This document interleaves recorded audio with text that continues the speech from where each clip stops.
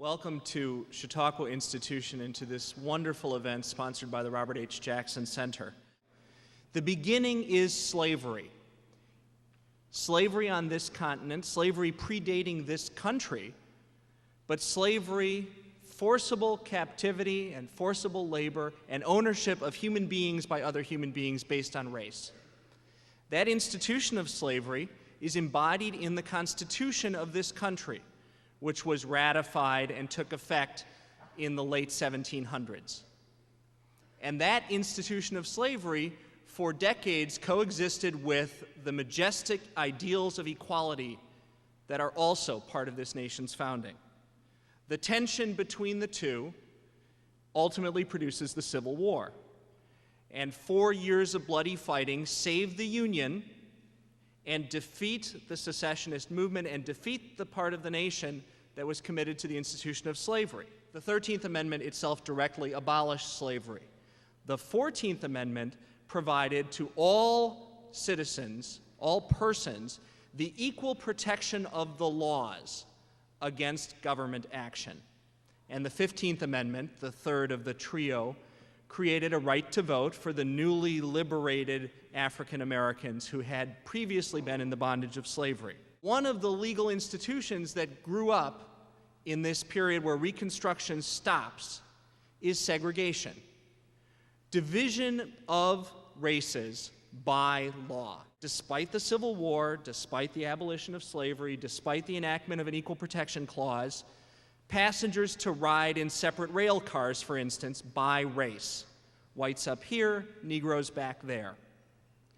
That segregation was challenged in a case that rose to the Supreme Court and was decided in 1896. That case was called Plessy versus Ferguson.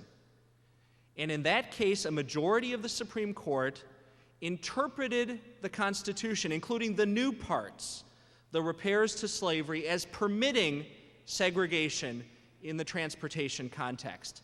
Separate but equal requirements, said the Supreme Court in Plessy versus Ferguson, were just fine.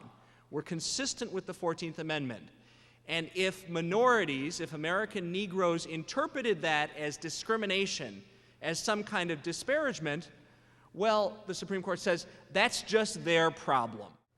And that's where American law stood for more than the next 50 years, from Plessy versus Ferguson in 1896 up into the 1950s. And during that period of time, Jim Crow grew and flourished. And one of the areas in which it flourished was education, because states and localities began to get into the business, which all of you, many of you are probably part of and know well, the business of public education. States and localities providing public schools and requiring students to go and be educated up to certain ages. And in many states, the laws also said, you black students go to this school, and you white students go to that school. Now, this landscape of legal segregation, in a sense, is the return of the evil, the injury, the wound of slavery in a new legal form. And this country begins to deal with it in the middle of the 20th century. First, it deals with it over there, overseas, in World War II. What did we fight and what did we defeat in the war that preserved Western democracy? Among the fascist objectives that we defeated was racial belief in some being superior and some being inferior. And millions of Americans came home having fought for those ideals and won, and started to look at the way life worked in this country. Part of what begins to develop is slow progress at the national level. President Truman desegregated the armed forces in the late 1940s. Overwhelmingly a white armed force, but integrated units, which had not been the case in World War II, began to be federal policy by the end of the 1940s. And an organization called the National Association for the Advancement of Colored People, the NAACP, began to file lawsuits challenging segregation requirements in different contexts, in different localities all across the country. Transportation cases, school cases, public facility cases. The Supreme Court begins to decide some of those cases by late 1940s, 1950. Still the law of the land is separate but equal. Still the law of the land is Plessy versus Ferguson.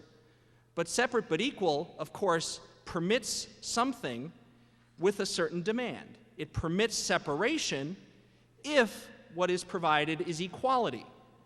And some of those early cases called the states, the segregating states, on their systems and said, you've got segregation, but you don't have equality. You have black schools and white schools, but guess what? You have good schools and dreadful schools. And some of those lawsuits are the first ones that rise to the Supreme Court. Law school, and in Oklahoma, a case about a graduate school student in the education field. Separation was never going to satisfy the equality part, and thus integrated facilities would be required. But that affects a small number of people, graduate schools and law schools. Many millions of people are affected by elementary and secondary education. And so the issue that is ultimately rising to the Supreme Court by the early 1950s is whether Plessy will continue to be the law of the land or whether the Equal Protection Clause requires the end of this segregation in the elementary and secondary schools of this country. That case is the Brown versus Board of Education case. It actually comes to the Supreme Court from many trials and appeals and is a grouping of 5 separate lawsuits. One is a case from the District of Columbia, and 4 others come from the states, from the state of Virginia, from the state of South Carolina, from the state of Delaware, and from the state of Kansas. What happened in each of those communities, states, and lawsuits was that brave parents agreed to be litigants, to be plaintiffs, represented by the NAACP, challenging the segregation system that assigned their children to certain schools and legally prohibited them from attending the so-called white schools. The cases come to the court in 1952, and it takes the Supreme Court 2 years ultimately to decide the cases. The first number of the 5 cases, the low number, was assigned to the Kansas case, Brown et al. Versus the Board of Education of Topeka et al. The families and the parents were a group of African Americans challenging the segregation policies that had sent their children to the black schools. The lead plaintiff, who gets his name on the case and creates the historical moment we're here to celebrate by this name, is Reverend Oliver Brown.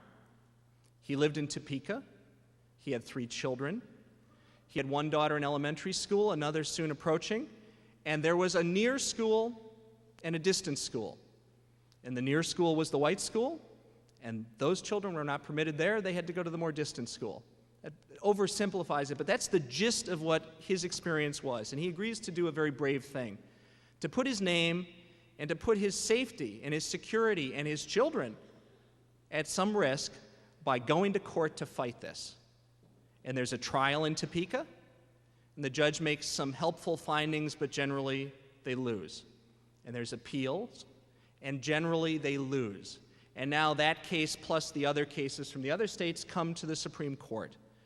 And the Supreme Court ultimately gets it right on May 17, 1954, holding that separate but equal has no place in our country with an Equal Protection Clause in public elementary and secondary school education.